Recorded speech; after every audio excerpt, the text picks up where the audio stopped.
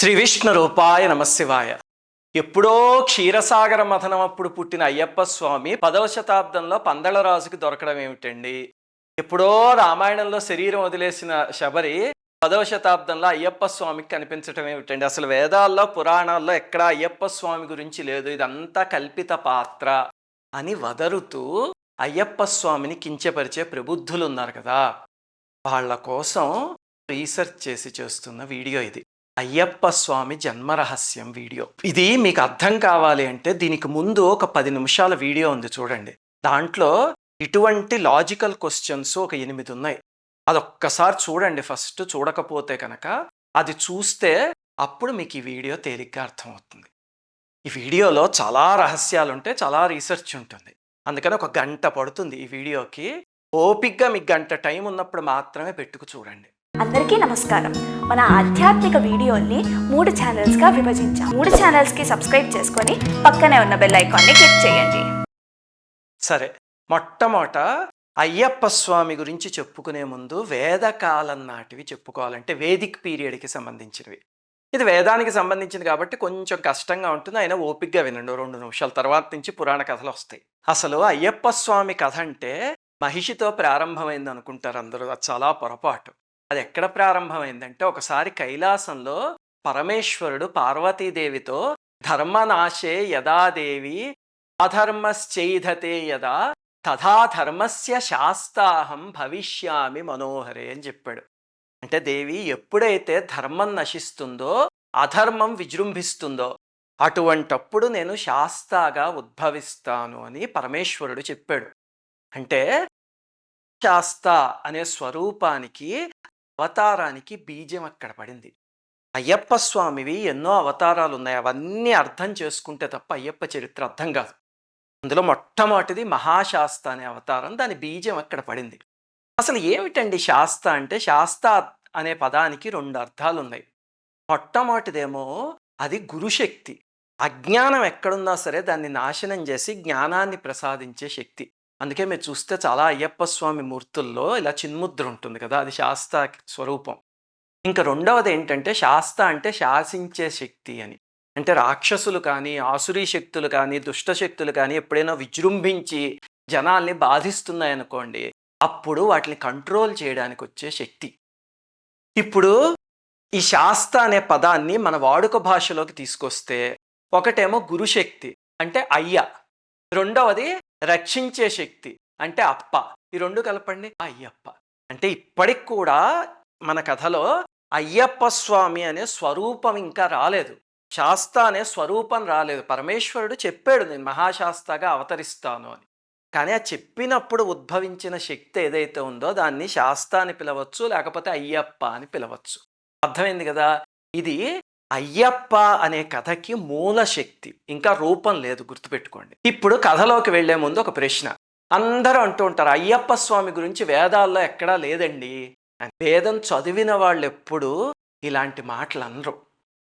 మీరు తైత్తిరీయ అరణ్యకం తీసి చూస్తే అందులో ప్రశ్నలు ఉంటాయి కదా, అందులో 3వ ప్రశ్నలో ఒక చోట అంతః ప్రవిష్ట శాస్తా జనానాం ఏకస్సన్ బాహుధా విచారః అని 3వ ప్రశ్నలో ఒక మంత్రం ఉంది. ఇంకా అదే తైత్తిరీయ అరణ్యకంలో 5వ ప్రశ్నలో అథ కథా హోతా యజమానాయాశిషో నాశాస్తా ఇతి అని ఒక మంత్రం ఉంది. ఇలాగా వేదంలో ఎన్ని మంత్రాలు ఉన్నాయో, ఇందులో శాస్త అనే పదం విన్నారా 2 చోట్ల? అదే శాస్త యొక్క స్వరూపం. అంటే ఇందాక పరమేశ్వరుడు చెప్పిన స్వరూపం వేదంలో చాలా చోట్ల ఉంది. తైత్తిరీయ అరణ్యకంలో 3వ ప్రశ్నలో, 5వ ప్రశ్నలో మీరు వెతికితే చాలా చోట్ల దొరుకుతుంది. ఇదే శాస్త అని మీరు విష్ణు సహస్రనామంలో 206వ నామంలో చూస్తే అజో దుర్మర్షణ శాస్త అని వస్తుంది. ఆ శాస్త కూడా ఈయనే. అలాగే భగవద్గీతలో 8వ అధ్యాయంలో చూస్తే కవిం పురాణం అనుశాసితారం అని చెప్తాడు స్వామి. అనుశాసితారం అనుందంటే పురాణం అంటే అనాదిగా ఉన్నవాడు, అందరినీ శాసించేవాడు అని ఒక శక్తి ఉంది. అదే ఈ శాస్త అనే శక్తి. అంటే పరమేశ్వరుడు చెప్పినప్పుడు సృష్టిలో ఆ శాస్త అనే శక్తి చేరింది, కానీ ఇంకా ఫిజికల్ ఫామ్ తీసుకోలే. అర్థమైంది కదా? ఇప్పుడు ఇది వేదకాలం. ఇప్పుడు అసలు ఒక విషయం ఆలోచిద్దాం. పరమేశ్వరుడికి ఆలోచన ఎందుకు వచ్చింది శాస్తా కింద ఉద్భవించాలని పార్వతీదేవితో స్వామి ఎందుకు చెప్పాడు అంటే, గుర్తుపెట్టుకోండి, సృష్టిలో ఎప్పుడో ఎక్కడో ఒక మూల ఒక దుర్మార్గుడికి ఒక ఆలోచన వస్తే దానికి అనుగుణంగా పరమేశ్వరుడు అంతకన్నా ముందే ఆ రచన చేసి ఉంచుతాడు. ఆ తరువాత రూపం కిందకి దిగి వస్తుంది. అది ఏమిటి అనేది ఇప్పుడు చూద్దాం. ఇప్పుడు వేదాల గురించి క్లియర్ అయిపోయింది కదా, వేదకాలం గురించి. ఇప్పుడు స్టేజ్ 2 పురాణ కాలానికి వెళ్దాం. అంటే పురాణిక్ పీరియడ్. అక్కడ మన పురాణాల్లో అయ్యప్పకి సంబంధించింది ఏముంది అనేది చూద్దాం. ఇక్కడి నుంచి కథలు ఉంటాయి, మీకు చాలా హాయిగా ఉంటుంది వినడానికి. మొట్టమొదటిది ఏమిటంటే, త్రిమూర్తుల అంశతో దత్తాత్రేయ స్వామి జన్మించాడు. అది మనందరికీ తెలుసు కదా. అదే సమయంలో త్రిమాతలు ఉన్నారు కదా, వాళ్ళ అంశతో లీలాదేవి అని ఒక శక్తిని సృష్టించారు వాళ్ళు. ఈ దత్తాత్రేయ స్వామి అత్రి మహర్షి దగ్గర పెరిగారు కదా, అలాగే లీలాదేవి గాలవ మహర్షి దగ్గర పెరిగింది. ఆ తరువాత వీళ్ళిద్దరికీ వివాహం జరిగి ఆదర్శ గృహస్థ సన్యాస జీవితాలని జనాలకి చూపిస్తూ ఆదర్శంగా నిలవండి అని చెప్పి కిందకి పంపించారు వాళ్ళని. ఇది వినగానే ఒక సందేహం వచ్చేస్తుంది మొట్టమొదటి మీకు. అదేమిటండి, త్రిమూర్తులు సృష్టించారు ఒక శక్తిని, త్రిమాతలు సృష్టించారు ఒక శక్తిని, వీళ్ళిద్దరూ అన్నా చెల్లెళ్ళు అవుతారు కదా అని. మన దిక్కుమాలిన రిలేషన్స్ దేవతలకి ఎప్పుడూ పెట్టకండి. దేవతల్లో సహజ శక్తి, సహకార శక్తి అలాంటి శక్తులు ఉంటాయి కదా తప్ప భార్యలు భర్తలు అన్నలు చెల్లెళ్ళు ఉండవు. మన తృప్తి కోసం మన పురాణాలు చదువుకుంటున్నప్పుడు అలాంటివి కల్పించుకుంటాం. వాళ్ళు ఆ స్థాయిలో ఉన్నప్పుడు వాళ్ళ మధ్యలో రిలేషన్స్ ఉండవు. సరే, ఇంతకీ వీళ్ళిద్దరూ భూలోకానికి వచ్చి అక్కడ ఆదర్శ గృహస్థ జీవితాన్ని నడుపుతున్నారు. ఆమె కూడా, లీలాదేవి కూడా మహాపతివ్రత, భర్త అడుగుజాడల్లో నడుస్తోంది. కొంతకాలం దాంపత్య సుఖాన్ని అనుభవించారు. ఆ తరువాత దత్తాత్రేయ స్వామికి తీవ్రమైన వైరాగ్యం కలిగి దేవి, ఇంకా మనం అనుభవించిన దాంపత్య సుఖం చాలు, నేను వెళ్ళి తపస్సు చేసుకుంటాను, నేను ఎక్కడి నుంచి వచ్చానో మళ్ళీ నా నిజస్థానానికి వెళ్ళిపోవాలి అని చెప్పాడు. ఆవిడ మాత్రం, స్వామి మీరు వెళ్ళడానికి వీల్లేదు, మనం ఇంకా చిన్న వయస్సులోనే ఉన్నాం, ఇంకా దాంపత్య జీవితాన్ని అనుభవించాలి అంది. అంటే ఆయన అన్నాడు, ఎంతకాలం అనుభవిస్తాను దేవి, ఎప్పుడప్పుడు రోత పుట్టాలంతేను, నేను వెళ్ళిపోతున్నాను అని. అంటే ఆవిడ అంది, నాకు ఇంకా రోత పుట్టలేదు, నాకు కామవాంఛలు ఉన్నాయి, అందుకని మీరు వెళ్ళడానికి వీల్లేదు, నాతో దాంపత్య సుఖం అనుభవించాల్సిందే అంది. అలా మాట పెరిగి అయినా వెళ్ళిపోతానంటే ఆవిడికి ఆగ్రహం వచ్చేసి, నేను మీ పట్టమహిషిని, నా అనుజ్ఞ లేకుండా సన్యాసం స్వీకరించడానికి వెళ్ళడానికి మీకు హక్కు లేదు అని ఆయన మీద విరుచుకుపడింది. దాంతో ఆయనకి ఆగ్రహం వచ్చి, నువ్వు పట్ట మహిషివి అంటున్నావు కదా, నువ్వు ఒక మహిషానివై రాక్షస కులంలో పుట్టుపో అని శపించాడు. ఆవిడ మాత్రం తక్కువ తిందా మరి, త్రిమాతల కదా, వెంటనే నన్ను అలా శపించారు కదా, మీరు కూడా ఒక మహిషమై పుట్టి కామవాంఛలతో నన్ను వెతుక్కుంటూ రండి ఆ జన్మలోను అని చెప్పి ఆవిడ కూడా శపించి వెళ్ళిపోయింది. ఇద్దరు కారణజన్ములు, అందుకని ఇద్దరి శాపాలు పనిచేస్తాయి. కానీ ఆ శాపాలే ఒకళ్ళకొకళ్ళకి వరాలయ్యాయి, అలాగే విశ్వానికి కూడా వరాలయ్యాయి. అవి ఎలాగా అనేది ఇప్పుడు చూద్దాం. ఆ దత్తాత్రేయ స్వామి ఇచ్చిన శాపం వల్ల లీలాదేవి వెళ్ళి కరంభుడు అనే రాక్షసుడి ఇంట్లో కూతురు కింద పుట్టింది. ఆ కరంభుడు ఎవడు అంటే రంభాసురుడని ఉన్నాడు, వాడి సోదరుడు. వీళ్ళిద్దరూ పెద్ద రాక్షసులు. మాకు పుత్రులు కావాలి, ఆ పుత్రులు ఎలాంటి వాళ్ళు అంటే 3 లోకాల్ని జయించగలిగేలాంటి పుత్రులు కావాలి అని చెప్పి తపస్సు చేయడానికి బయలుదేరారు. ఆ బయలుదేరే సమయానికే కరంభుడికి ఒక కూతురు ఉంది, గుర్తుపెట్టుకోండి. ఆ కూతురే మహిషి. అయితే ఈ కరంభుడు ఏం చేశాడు, పంచనదము అని ఒక ప్రదేశం ఉంది, అక్కడ పీకలోతు నీళ్లల్లో మునిగి, అంటే గడ్డ కట్టేసే చలి ఉన్నప్పుడు నీళ్లలో మునిగి తపస్సు చేయడం మొదలుపెట్టాడు తీవ్రంగా. ఆ రంభుడు ఏం చేశాడు, రసాల వృక్షం దగ్గర విపరీతమైన ఎండలో పంచాగ్ని మధ్యమంలో, అంటే 4 వైపులా విపరీతంగా మంటలు పెట్టుకుని పైనుంచి సూర్యభగవానుడు ప్రచండంగా వేడిని ఇస్తూ ఉంటే అక్కడ నిలబడి తపస్సు చేయడం మొదలుపెట్టాడు. ఇద్దరూ తీవ్రమైన తపస్సు, ఎందుకంటే త్రిలోకాలని ఏలే కొడుకు కావాలి అని. ఈ లోపల ఫస్ట్ ఎవరికి భయం పుడుతుంది ఇలాంటివి ఏదైనా జరిగితే, ఇంద్రుడికి, అంతే కదా. ఇంద్రుడు ఏం చేశాడు, ఒక పెద్ద మొసలి రూపంలో ఆ నీళ్లల్లోకి దిగి కరంభుడు తపస్సు చేసుకుంటూ ఉంటే కిందకి లాగేసి చంపేసి తినేశాడు. దాంతో ఇతనికి కోపం వచ్చేసింది రంభుడికి. ఇంద్రుడు నా సోదరుణ్ణి చంపేస్తాడా, ఇంక ఈ బ్రహ్మ ప్రత్యక్షం అవ్వట్లేదు ఎంతకీ అని ఒక కత్తి తీసుకుని ఆ చుట్టూ అగ్ని ఉంది కదా, ఆ అగ్నికి తన శిరస్సుని ఆహుతి చేయబోయాడు. అప్పుడు అగ్నిదేవుడు ప్రత్యక్షమయ్యి, నాయనా ఆవేశపడకు, నీ తపస్సుకి నేను వరం ఇస్తున్నాను, నీకు త్రిలోకాలని పాలించే కొడుకు కావాలి కదా, అందుకని నువ్వు ఇక్కడి నుంచి ఇంటికి బయలుదేరి వెళ్ళిపో. దారిలో ఏ స్త్రీని చూసైతే నీకు కామప్రచోదనం కలుగుతుందో ఆ స్త్రీకి నీకు పుట్టేవాడు మహాపరాక్రమవంతుడై 3 లోకాల్ని ఏల్తాడు పో అని చెప్పి పంపించేశాడు. దాంతో వీడు ఆనందంగా ఇంటికి వెళ్తున్నాడు.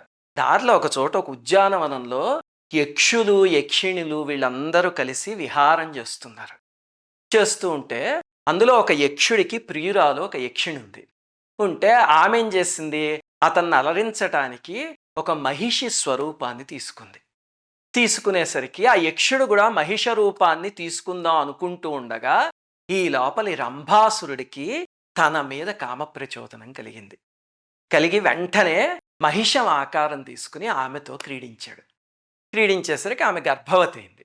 మన వాడికి తెలుసు ఆ గర్భంలో ఎవడున్నాడో వాడు త్రిలోకాధిపతి అవుతాడు అని. దాంతో ఏం చేశాడు, మహిషిని జాగ్రత్తగా తన సామ్రాజ్యానికి తీసుకుపోయాడు. ఆ యక్షిణి కూడా వెళ్ళిపోయింది. ఎందుకంటే అతను ఒకసారి తన గర్భంలో సంతానాన్ని ప్రవేశపెట్టాక భర్త లాంటి వాడు, అందుకని ఆ మర్యాదతో వెళ్ళిపోతే ఈ ప్రియుడికి కోపం వచ్చి రహస్యంగా తన దగ్గరికి వెళ్ళి, నువ్వు వచ్చే మన లోకానికి వెళ్ళిపోదాం, ఈ రూపం వదిలేసి అన్నాడు. అంటే నేను వదలను, నేను ఇప్పుడు నిండు గర్భవతిని, అతని కుమారుడు నా గర్భంలో ఉన్నాడు, అందుకని నేను వదలను అని చెప్పింది. చూడండి, ఆ పాతివ్రత్యం, రాక్షసుల్లో కూడా ఆ పాతివ్రత్యం సంతోషించాల్సిన విషయం. అయితే ఆ యక్షుడి కోపం వచ్చి ఏం చేశాడు, ఈ రంభుణ్ణి చంపేశాడు. ఆవిడ నిండు గర్భవతి, లోపల ఇతను చంపేస్తే రంభుణ్ణి అంత్యేష్టి సంస్కారం చేయడానికి చితి ఏర్పాటు చేస్తే ఈ మహిషం ఆ చితి మీదకి దూకేసింది. సరిగ్గా దూకుతూ ఉండగా ఆమెకు ప్రసవం అయిపోయి ఒక పిల్లవాడిని కంది. ఆ పిల్లవాడే మహిషాసురుడు. అంటే మహిషాసురుడు పుట్టే సమయానికే వాళ్ళ నాన్న వాళ్ళ అమ్మ చనిపోయారు. మరి మహిషి అతనికి సోదరు ఎలా అయింది అంటే కరంభాసురుడి కూతురు, వాళ్ళిద్దరు కజిన్స్, అంతేకాని చెల్లెలు కాదు, అక్క, అతనికన్నా పెద్దది. ఆ తర్వాత మహిషాసురుడు ఏం చేశాడంటే త్రిలోకాధిపత్యం కోసం బ్రహ్మదేవుడికి తపస్సు చేస్తే బ్రహ్మగారు ప్రత్యక్షం అయితే అన్ని వరాలు అడుగుతూ, స్త్రీలు మాత్రం నన్ను ఏమీ చెయ్యలేరు, వాళ్ళ చేతుల్లో తప్ప ఇంకెవరి చేతుల్లోనూ చావకూడదు అన్నాడు. ఆ దుర్మార్గుడికి స్త్రీలంటే అంత చులకన భావం. వెంటనే అమ్మవారు స్త్రీ రూపంలో వచ్చి మహిషాసురుని సంహరించేసింది. అది మనకి తెలుసు కదా. అప్పుడు దుఃఖం వచ్చి మహిషి బ్రహ్మగారికి తపస్సు చేస్తే బ్రహ్మగారు ప్రత్యక్షం అయ్యారు. ఏం వరం కావాలి అని అంటే ఆ స్టాండర్డ్ అనమాట, నాకు మృత్యువు లేని వరం ఇచ్చేయండి అంటే, అమ్మ కుదరదు, పుట్టిన ప్రతి జీవి వెళ్ళిపోవాలి, నేను కూడా వెళ్ళిపోతాను అంతే, అది శివకేశవుల అనుజ్ఞ, అందుకని దాన్ని ఎవరు తప్పడానికి కుదరదు అన్నారు. అప్పుడు ఆలోచించి నా సోదరుడు పనికిమాలిన వరం కోరుకున్నాడు, నేను అలా కాదు ఫూల్ ప్రూఫ్ వరాలు కోరుకుంటాను అని ఆలోచించి బ్రహ్మగారిని 3 వరాలు కోరుకుంది. మొట్టమొదటిది ఏమిటంటే, నా రోమకూపాల్లోంచి నేను కోరుకున్నంత మంది రాక్షస సైన్యం రావాలి అని. అంటే తథాస్తు అన్నారు. రెండవది, నాకు మరణం హరిహర సుతుల చేతిలో మాత్రమే ఉండాలి అంది. ఇది చాలా విచిత్రమైన వరం. హరికి హరుడికి సుతుడు ఎలా పుడతాడు? అయినా సరే బ్రహ్మగారు తపస్సు చేసిన వాళ్ళకి వరం ఇచ్చేయడం ఆయన రెస్పాన్సిబిలిటీ, మిగతా డిజైన్ అంతా వేరే వాళ్ళు చూసుకుంటారు. దాంతో తథాస్తు అన్నాడు. ఇంకా 3వ వరము, నేను భూమిపైకి వచ్చినప్పుడు మాత్రమే నాకు మరణం సంభవించాలి, మిగతా లోకాల్లో సంభవించకూడదు అని. సరే అయితే తథాస్తు అన్నాడు.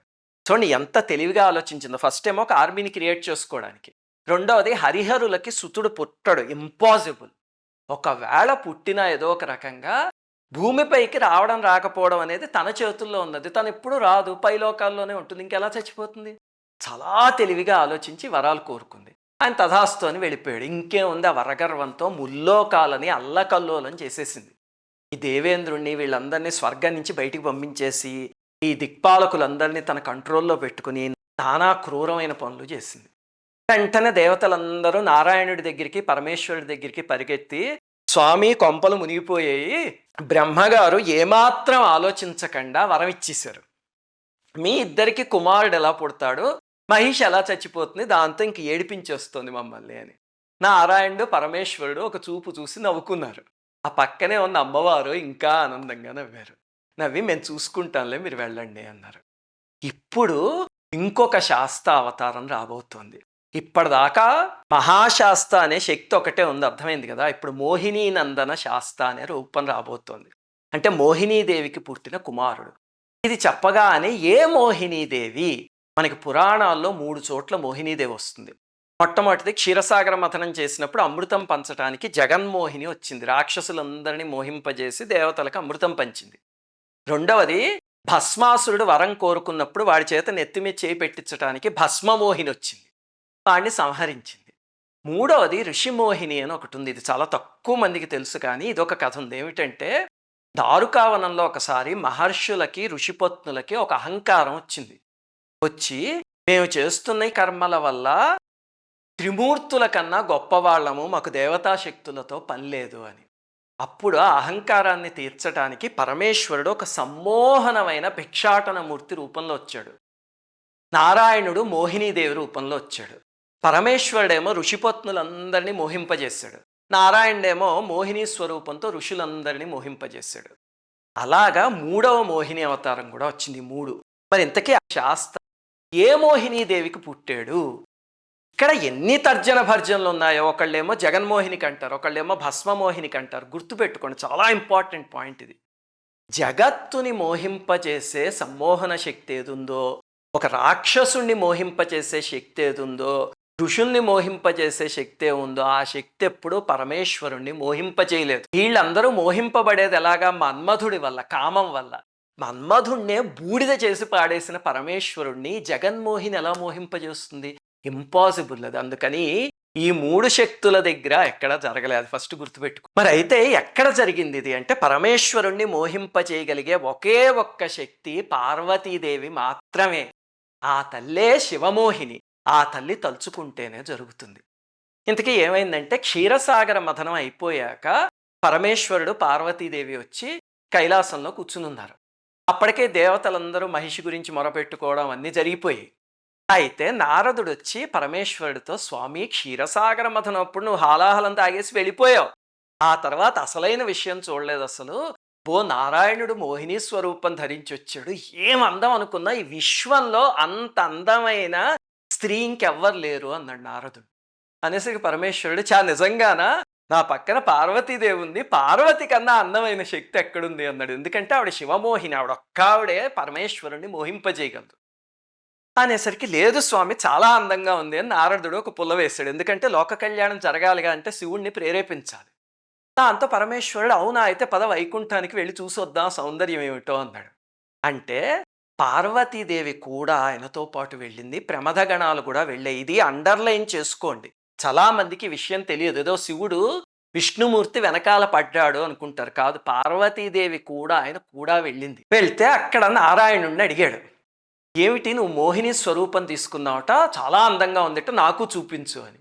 నారాయణుడు నవ్వి, ఇప్పుడు అవన్నీ ఎందుకు అని మాటల్లో పెట్టి ఆయన అంతర్ధానం అయిపోయాడు. తీరా అక్కడ ఒక తోటలో చూస్తే దివ్యమైన సౌందర్యంతో వెలిగిపోతున్న ఒక స్త్రీ కనిపించింది. అదే విష్ణుమూర్తి తీసుకున్న ఇంకొక మోహిని, శివమోహిని అవతారం. కానీ ఆయనంతటా ఆయనగా తీసుకోలేదు. అమ్మవారి అవతారం అది. అమ్మవారి అనుగ్రహంతో తీసుకున్నది. ఈ రహస్యాన్ని సౌందర్య లహరిలో శంకరాచార్యుల వారు చెప్పారు. హరిస్త్వాం ఆరాధ్య ప్రణతజన సౌభాగ్యజనని పురా నారీభూత్వా పురరిపుమపి క్షోభమనయత్. అసలు అక్కడ పురరిపు అనే పదం శంకరాచార్యుల వారు మాత్రమే వాడగలరు. అద్భుతమైన శ్లోకం అది. ఆయన ఇంతకీ అన్నది ఏమిటంటే, అమ్మ విష్ణుమూర్తి ఒక మోహిని రూపాన్ని తీసుకున్నారు. ఎలాగా అంటే నిన్ను ఆరాధించి నీ అనుగ్రహంతో. ఎలాంటి స్వరూపం అంటే, మన్మధుణ్ణే కాల్చి పాడేసిన పరమేశ్వరుణ్ణి కూడా కలవరపెట్టిన స్వరూపం అమ్మా అని చెప్పారు. అయితే అప్పుడు ఆ స్వరూపాన్ని చూసి పరమేశ్వరుడు వెంటపడ్డాడు. ఇక్కడ వైకుంఠంలో పార్వతీదేవి చూస్తూని ప్రమదగణాలందరూ గమనిస్తున్నారు. ఆ స్వరూపం వెనకాల పడ్డాడు. ఆవిడ సౌందర్యాన్ని ప్రదర్శిస్తూ పరిగెడుతోంది. ఈయన వెనకాల పరిగెడుతున్నాడు. ఒక చోటకి వెళ్ళాక ఆవిడ జడ పుచ్చుకు లాగాడు, కౌగులించుకున్నాడు ఆవిడ్ని. ఆవిడ దొరక్కుండా పరిగెడుతూ ఉంటే ఒక చోటకు వచ్చేసరికి పరమేశ్వరుడికి వీర్యస్ఖలనం అయిపోయింది. స్కన్నే రేతసి సోపస్యదాత్మానం దేవమాయయ అపరిజ్ఞేయ వీర్యస్య నమే తదుహాద్భుతం అని పరమేశ్వరుడు అనుకున్నట్ట. అంటే ఇదంతా పెద్ద విచిత్రం ఏమీ కాదు, ఎందుకంటే ఒక మాయ వల్ల నడుస్తోంది ఇది అనుకుని ఏమాత్రం ఆశ్చర్యపడకుండా పరమేశ్వరుడు వెనక్కి తిరిగి వచ్చేసాడు. నారాయణుడు కూడా ఆ మోహిని స్వరూపాన్ని వదిలేసి ఆయన వెనక్కి వెళ్ళిపోయాడు. అమ్మవారు చూస్తూ నవ్వుకుంటున్నారు, ఎందుకంటే లోక కళ్యాణం కోసం ఈ పని చెయ్యాలి కాబట్టి. అప్పుడు ఆ వీర్యశక్తి నుంచి ఉద్భవించినదే మోహినీనందన శాస్త. ఇది స్వామి యొక్క రెండవ అవతారం. అప్పుడు ఆ మోహినీనందన శాస్తాకే బ్రహ్మదేవుడు భూతనాథుడని, పరమేశ్వరుడు ధర్మశాస్త అని ఇలా చాలా పేర్లు పెట్టారు. ఇక్కడ ఒక్క నిమిషం ఆగుదాం. మీరు భాగవతం తీసి చూస్తే కనుక పరమేశ్వరుడు వీర్యస్ఖలనం అయినంత వరకే కథ ఉంది తప్ప తర్వాత శాస్త పుట్టినట్టు ఎక్కడా లేదు. ఇది వినే జనాలు అయ్యప్ప స్వామి జననం కల్పితమండి, ఏది ఎక్కడ భాగవతంలో చూపించండి. ఇలా అడిగేవాళ్ళు భాగవతం తప్ప ఏమీ చదువుకోలేదు అని అర్థం. స్కాంద పురాణంలో, బ్రహ్మాండ పురాణం, లలితోపాఖ్యానంలో ఉంది ఈ కథ. ముఖ్యంగా ఈ రెండు పురాణాల్లోనూ ఉంది. లలితోపాఖ్యానంలో ఎందుకు చెప్పారంటే ఆ ఇందాక వచ్చిన శివమోహిని లలితాదేవి యొక్క రెండవ అవతారం. అందుకని ఆ అవతారం గురించి చెప్తూ అక్కడ శాస్తా పుట్టాడు అని చెప్తూ ఒక శ్లోకం కూడా ఉంది. తతస్సముద్ధితో దేవో మహాశాస్త మహాబల అనేక కోటి దైత్యేంద్ర గర్వ నిర్వాపణక్షమ. అంటే ఆ వీర్యం నుంచి మహాబలుడైన శాస్తా మహాశాస్త ఉద్భవించాడు. ఆయన అనేక కోటి దైత్యుల యొక్క గర్వాన్ని క్షణంలో తీసి పాడేయగలడు అని. ఇది ప్రూఫ్. పురాణాల్లో అయ్యప్ప గురించి ఎక్కడుందండి అని ఎవడైనా ప్రబుద్ధుడు అడిగితే ఇదిగో ఈ ప్రూఫ్ తీసుకువెళ్ళి చూపించండి. పురాణాల్లో వేదాల్లో అన్నీ ఉన్నాయి. ఇప్పుడు కొంతమంది కుబుద్ధులు ఉంటారు, వాళ్ళకి రెండు సందేహాలు వస్తాయి. మొట్టమొదటిది ఏమిటంటే అదేమిటండి ఇద్దరు మగవాళ్ళకి ఎక్కడైనా జన్మిస్తాడండి అని చెప్పి వేదికలెక్కి కారు కూతలు కూసేవాళ్ళు కూడా ఉన్నారు. నోరుంది కదా అని వీళ్ళందరికీ ఏమిటంటే హిందూ మతం అన్నా సనాతన ధర్మం అన్నా చులకన. అందుకని వేదికలెక్కి నోటికొచ్చినట్టు తోలనాడతారు. వాళ్ళకి ఒక విషయం చెప్తా. ఇప్పుడు ఈ కూసిన ప్రబుద్ధుడు ఉన్నాడు, ఇతని తల్లి పూర్వజన్మలో ఒక పురుషుడు అనుకుందాం కాసేపు. అయితే ఈ జన్మలో స్త్రీ కింద పుట్టి ఇతని తండ్రిని పెళ్లి చేసుకుంది, అందుకే కదా వీడు పుట్టాడు. ఇప్పుడు ఎవడైనా వచ్చి మీ అమ్మ పూర్వజన్మలో పురుషుడు, మీ నాన్న పురుషుడు, వీళ్ళిద్దరు పెళ్లి చేసుకుంటే నువ్వు ఎలా పుట్టావు అంటే వెంటనే ఈ ప్రబుద్ధుడు ఏం చెప్తాడు, ఒరే చవట, పూర్వజన్మలో మా అమ్మ పురుషుడు అయ్యి ఉండొచ్చు, ఈ జన్మలో స్త్రీ అయి పుట్టింది, మా నాన్నని పెళ్లి చేసుకుంది, నేను పుట్టానని చెప్తాడు. అంతేనా? అదే కామన్ సెన్స్ ఆ చదువుకున్నవాడు అక్కడ ఆ కాస్త ఉపయోగించుంటే పరమేశ్వరుడు నారాయణుడు పురుష స్వరూపాల్లో లేరు. పరమేశ్వరుడు పురుషుడి కింద ఉంటే నారాయణుడు మోహిని రూపాన్ని తీసుకున్నాడు, అంటే స్త్రీ పురుషుడు వాళ్ళిద్దరికీ పుట్టిన స్వరూపం అయ్యప్ప. ఇప్పుడు అందులో ఇంపాసిబుల్ ఏముంది? రెండవ సందేహం ఏమిటంటే ఇలాంటి ప్రబుద్ధులకే వచ్చేది, అదేమిటండి శివుడు అలాగా ఒక స్త్రీ వెనకాల పడి వీర్యస్ఖలనం చేసేసుకున్నాడా? అయ్యో ఎంత దారుణంగా ఉంది, దీనివల్లేనండి హిందూ దేవీ దేవతలను అందరూ తిడుతున్నారు అని వాపోతూ ఉంటారు. లోకం అంతా దేవుడి గురించి దారుణంగా కూస్తోందండి ఇలాంటి పురాణ కథల వల్లే అని గుర్తుపెట్టుకోండి. శివుడు కానీ విష్ణుమూర్తి కానీ అమ్మవారు కానీ ఎప్పుడు ఏ పని చేసినా లోక కళ్యాణం కోసం చేస్తారు తప్ప లోకులు ఏమనుకుంటారో అన్న దానికోసం చేయరు. లోకుల్ని వాళ్ళు పట్టించుకునేది ఏమిటి, లోక కళ్యాణం ఏమిటో దానికోసం చేస్తారు. మహిషి చనిపోలేదనుకోండి ఈ పాటికి సృష్టి ఉండేది కాదు. మరి మహిషిని సంహరించి తీరాలి అంటే తను కోరుకున్న వరం అలా ఉంది, హరిహరులకి సుతుడు పుట్టాలి అని. అందుకని ఆ లీలంతా ఆడారు, లేకపోతే ఎలా పుడతారు ఒక్కసారి లాజిక్ ఆలోచించండి.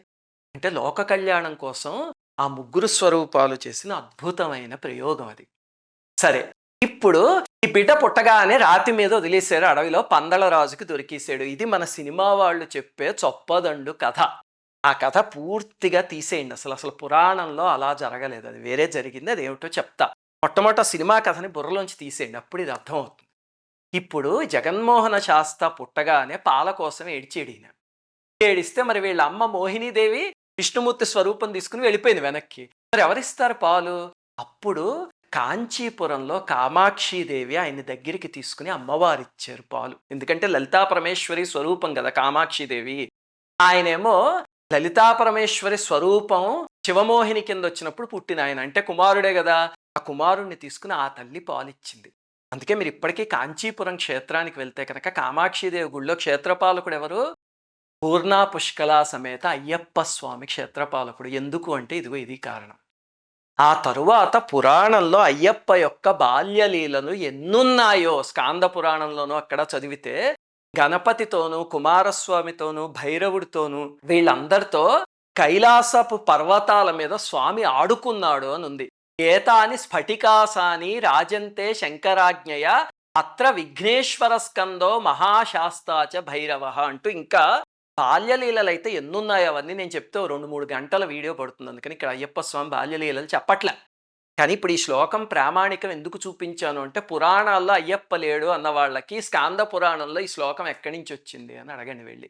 అక్కడ మహాశాస్త అనే పేరుతో పిలిచేవారు స్వామిని. సరే, ఇప్పుడు స్వామి యొక్క ఇంకొక అవతారం చూద్దాం. అదే పూర్ణా పుష్కల సమేత శాస్త స్వరూపం.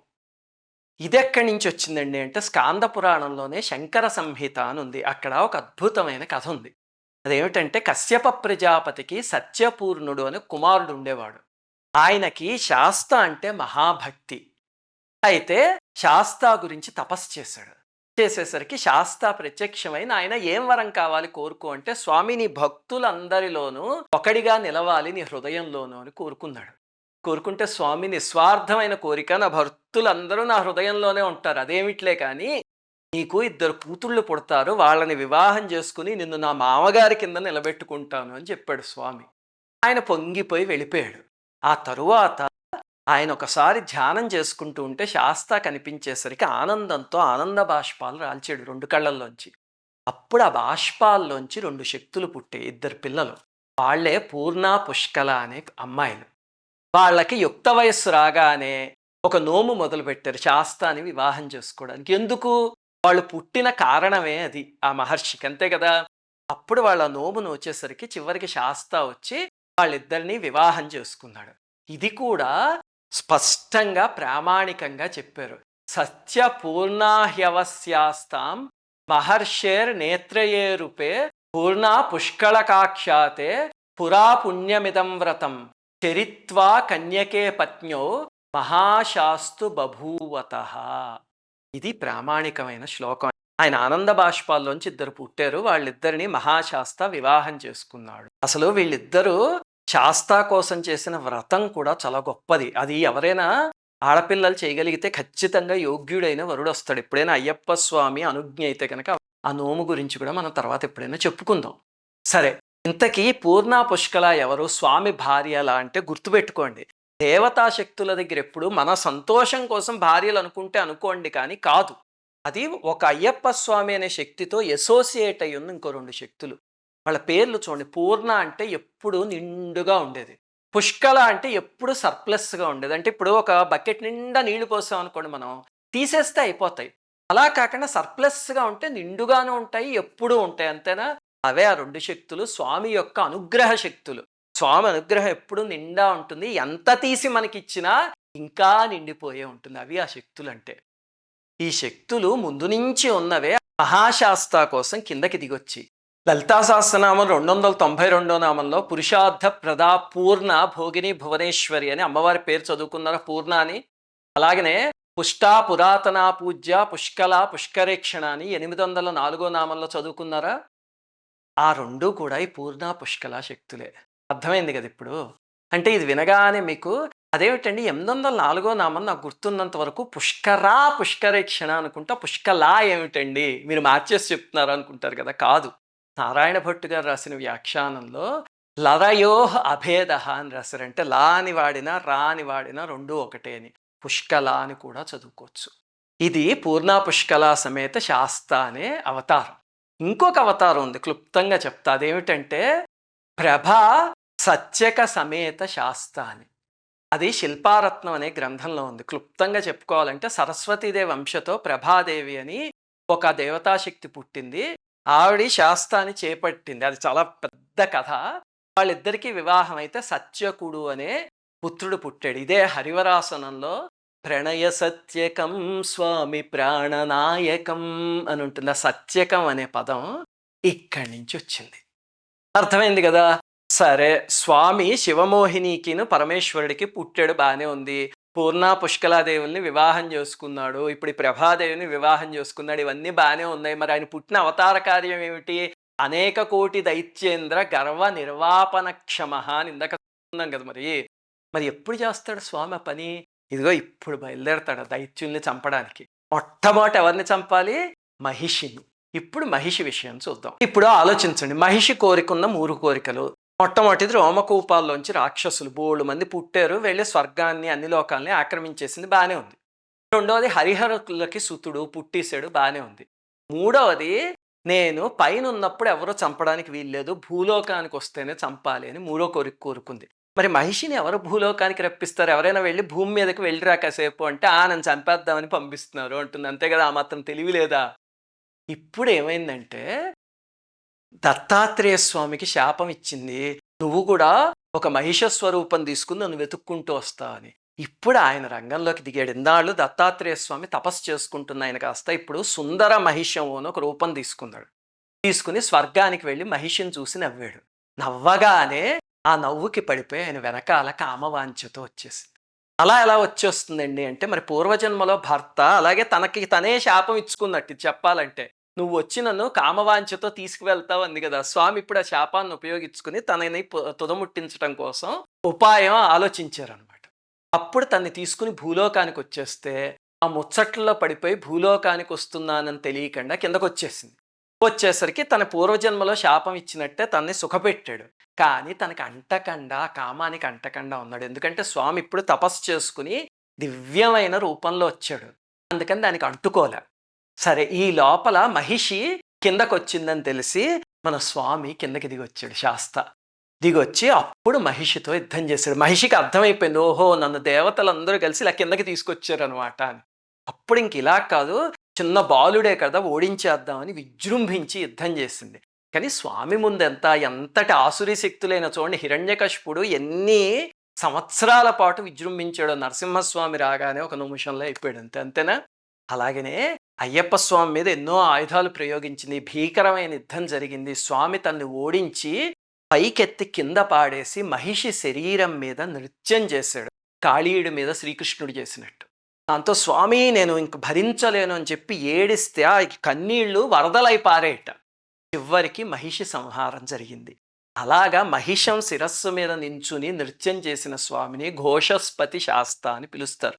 అదొక స్వరూపం. శాస్త్రావి ఎన్నో స్వరూపాలు ఉన్నాయి, అదొక అవతారం అన్నమాట. అయితే స్వామి స్పర్శతో తనలో ఉన్న కామం చచ్చిపోయి దివ్యత్వం బయటకు వచ్చింది. వెంటనే ఒక దివ్యమైన స్త్రీ స్వరూపం, లీలా స్వరూపం తీసుకుని బయటకు వచ్చి ఆ భువనమోహన రూపాన్ని చూసింది. మరి స్వామి అంటే మోహినికి పుట్టిన స్వరూపం. ఎంత సౌందర్యంతో ఉంటాడు స్వామి. దాంతో స్వామి నన్ను వివాహం చేసుకో అని అడిగింది. ఈసారి కామం లేదు, దివ్యమైన ప్రేమ అంతే స్వామి మీద. అప్పుడు స్వామి నవ్వుతూ, ఇప్పుడు కాదు, నేను భూమిపైన అవతరించినప్పుడు ఎప్పుడైనా చూద్దాంలే అని చెప్పేసేసి ఆయన లోకానికి ఆయన వెళ్ళిపోయాడు. ఈమె ఏం చేస్తుంది, ఆ భూమి మీద ఆయన ఎప్పుడు అవతరిస్తాడా అని వేచి చూస్తోంది. సరే, ఇంతకీ ఈ కథ ఎక్కడ జరిగింది భూమి మీద అంటే, ఇప్పుడు మన కేరళ ఎక్కడుందో అక్కడ జరిగింది. అప్పుడు కేరళ అనే ప్రదేశం లేదు. ఆ తరువాత పరశురాముల వారు వచ్చి కేరళ అనే ప్రదేశాన్ని సృష్టించి ఆయన ఏం చేశారంటే, మరి శాస్త మొట్టమొదట భూమి మీద అడుగుపెట్టిన ప్రదేశం ఆ కేరళ. ఎంత పవిత్రమైన ప్రదేశం. ఆ తర్వాత పరశురాముల వారు 108 ఆలయాల్ని సృష్టించి ఆ చుట్టుపక్కల వాటిల్లో స్వాముల్ని ప్రతిష్ఠించారు. అంతే కదా. ఇప్పటికీ స్వామి మహిషిని సంహరించిన ప్రదేశాలు కేరళ ప్రాంతంలో ఉన్నాయి. ఒకటేమో కాళైకట్టి అని. ఆ ప్రదేశం ఏమిటి అంటే, మహిషి మీద నృత్యం చేస్తూ ఉంటే ఎలా యుద్ధం చేస్తున్నాడో చూడటానికి హరిహరులు కిందకి దిగొచ్చారట. అప్పుడు పరమేశ్వరుడు తన నందిని నిలిపిన ప్రదేశమే కాళైకట్టి. తరువాత మహిషి ఏడిస్తే కన్నీళ్లు అలా ప్రవహించే అని చెప్పాను కదా, అదే అళుదా నది అని ఇప్పటికీ ఉంది శబరిమల దగ్గర. మూడవది కల్లిండుం కుండ్రుం అని ఒక ప్రదేశం ఉంది. అక్కడ మహిషి శరీరం కోట్ల సంవత్సరాల నుంచి ఒక ఫాజిల్ కింద ఉంది అని చెప్తారు. ఇది ఇంకా సైంటిస్టులు ప్రూవ్ చేయలేదు, కానీ భక్తులందరూ చెప్పేది ఆ శరీరం ఎక్కడో కింద ఉండిపోయింది అంటారు. కొంతమంది అదొక సమాధి అంటారు. ఇప్పటికి కూడా పెద్ద పాదం అనే చోటు నుంచి అయ్యప్ప కొండ మీదకి నడిచి వెళ్ళారు అనుకోండి, అంటే ఒక 50 కిలోమీటర్లు. అయ్యో బాబాయ్, చాలా కష్టం అది, అడవుల్లోంచి నడిచి వెళ్ళాలి కొండలెక్కి. అక్కడ మీకు ఈ 3 ప్రదేశాలు కనిపిస్తాయి. భక్తులందరూ ఏం చేస్తారంటే, కల్లిండుం కుండ్రుం దగ్గర 2 రాళ్ళు తీసి ఆ మహిషి సమాధిని ఏదైతే చెప్తున్నారో దాని మీద వేస్తారంటే అది ఇంకా పైకి లేవకుండా అనమాట. అంటే దుష్టశక్తులు పైకి రాకుండా ఉండాలి అని సంకల్పించటం. ఇంతకీ ఈ జరిగినదంతా ఈ కేరళ ప్రాంతంలో జరిగింది. అందుకే ఇప్పటికీ కూడా అయ్యప్ప స్వామి అన్న శాస్త అన్న విపరీతంగా కనిపించేది తమిళనాడు కేరళ దగ్గర. ఎందుకంటే అది స్వామి పాదం మోపిన ప్రదేశం. అప్పటికి రాష్ట్రాలు ఇవేవీ లేవు, కానీ దివ్యమైన ప్రదేశం అది. సరే, ఈ పురాణిక్ పీరియడ్లోనే స్వామివి దాదాపు 108 అవతారాలు ఉన్నాయి. అందులో ముఖ్యమైనవి 18 అవతారాలు ఉన్నాయి. ఆ 18 గురించి నేను చెప్పాలంటేనే ఒక 5-6 గంటల వీడియో చేయాలి. అన్నీ చెప్పలేం కదా, ఇప్పటికే మీకు ఒక 4-5 చెప్పా. ఇంకొక ముఖ్యమైన స్వరూపం గురించి చెప్తా. ఆ స్వరూపాన్నే కిరాత శాస్త అని పిలుస్తారు. ఒకసారి ఏమైందంటే అర్జునుడు పాశుపతాస్త్రం కోసం తపస్సు చేస్తున్నప్పుడు పరమేశ్వరుడు పార్వతీదేవి కిరాత రూపంలో వచ్చి అర్జునుడితో యుద్ధం చేయడం కిరాతార్జునీయం మనకి తెలుసు కదా. అయితే ఆ తరువాత పార్వతీదేవి ఆ కోయ రూపంలో ఉండగా పరమేశ్వరుడు చూసి అబ్బా ఎంత అందంగా ఉన్నావు నువ్వు అన్నట్ట. అంతే ఆయన మోహింపబడ్డాడు. అప్పుడే ఒక శాస్త స్వరూపం పుట్టింది. అదే కిరాత శాస్త అంటారు. అమ్మో అసలు ఆయన్ని పూజిస్తే ఎంత ప్రయోజనమో, దుష్ట శక్తుల నుంచి అలా కాపాడేస్తాడంటే. మీకు ఇంకొక వీడియోలో కిరాత శాస్త్ర గురించి వివరంగా చెప్తా, ఆయన ఆరాధన ఎలా చేయాలో చెప్తా. ఇప్పుడు స్టేజ్ 2 అంటే పురాణిక్ పీరియడ్, పురాణ కాలం అయిపోయింది. ఇప్పుడు స్టేజ్ 3 హిస్టారిక్ పీరియడ్కి వద్దాం. అంటే కలియుగంలో మన చరిత్రకి సంబంధించిన చోట అయ్యప్ప స్వామి గురించి ఏం జరిగింది అనేది ఇప్పుడు చెప్తా. మొట్టమొదట నేపాల దేశంలో పళింజవర్మ అని ఒక రాజు ఉండేవాడు. ఆయన్నే పళింగవర్మ అని కూడా పిలుస్తారు. ఆయన కాళికాదేవికి మహాభక్తుడు. అమ్మవారిని పూజించేవాడు. అక్కడ దాకా బాగానే ఉంది. ఒకసారి ఓ దుర్బుద్ధి పుట్టింది. ఏమిటంటే నేను చనిపోకూడదు, ఎప్పటికీ యవ్వనంతో ఉండాలి అని. 108 మంది కన్యలని బలిస్తే అప్పుడు ఇలా అవ్వచ్చు అని ఉంది. దాంతో ఎక్కడ పడితే అక్కడికి వెళ్ళడం, కన్య దొరికితే తీసుకొచ్చి బంధించేయడం. అలాగా 107 మందిని తెచ్చాక 108వ అమ్మాయిని, ఒక పూజారి కూతురుని ఎత్తుకొచ్చాడు. ఆ అమ్మాయి పార్వతీదేవికి భక్తురాలు. దాంతో 108 అయ్యారు కదా, ఇంకా బలి ఇచ్చేద్దామని సిద్ధం చేస్తుంటే ఆ అమ్మాయి పార్వతీదేవిని తీవ్రంగా ఆరాధించింది. తల్లి నువ్వే రక్షించాలి నన్ను అని. వెంటనే పార్వతి శాస్తాని పిలిచి, శాస్తా నువ్వు వెళ్ళి ఆ అమ్మాయిని కాపాడరా అని చెప్పి అమ్మవారి కిందకి పంపించారు. అప్పుడు శాస్తా వచ్చాడు. ఆయన తలుచుకుంటే పళింజవర్మ ఎంతసేపు 2 నిమిషాల్లో సంహరించవచ్చు. కానీ అతను మహాభక్తుడు. అందుకని అలా సంహరించడానికి ఇష్టం లేక ఆయన ఏం చేశాడంటే అతన్ని కూర్చోబెట్టి, నువ్వు చేస్తున్న పని ఏదైనా సక్రమమైందేనా? పుట్టిన ప్రతి జీవికి జరా మృత్యు అవన్నీ సహజం. దాన్ని జయించడం కోసం ఇలా 108 మందిని బలిద్దామని చూస్తావా? ఎంత పాపపు కర్మ చేస్తున్నావు అని చెప్పాడు. చెప్పేసరికి ఆ పళింజవర్మకి తలకెక్కింది. ఎందుకంటే శాస్త అంటే గురుస్వరూపం కూడా. ఇందాక చెప్పాను కదా, మరి ఆయనే దిగొచ్చి నీతి చెప్తే తలకెక్కదు. ఎక్కి వెంటనే అతను స్వామి నేను తప్పు చేశాను అని వాళ్ళందరినీ వదిలేశాడు. వదిలేసి స్వామి నువ్వు నాకు ఒక వరం ఇవ్వాలి, నువ్వు నా కోసం కిందకి దిగొచ్చావు, నన్ను ఉద్ధరించావు, అందుకని నా కూతురు పుష్కలాదేవి ఉంది, తనని వివాహం చేసుకొని కన్యాదానం చేసి వివాహం చేశాడు. ఈ పుష్కలాదేవి ఎవరు అంటే ఆ పూర్ణ పుష్కల ఇద్దరు ఉన్నారు కదా, మరి అయ్యప్ప స్వామి కిందకి రాబోతున్నాడు ఒక రూపంలోను. అందుకని వాళ్ళిద్దరూ కూడా కిందకి దిగొచ్చారు భూమి మీదకి. అందులో ఒక పుష్కలాదేవిని ఇక్కడ వివాహం చేసుకున్నాడు.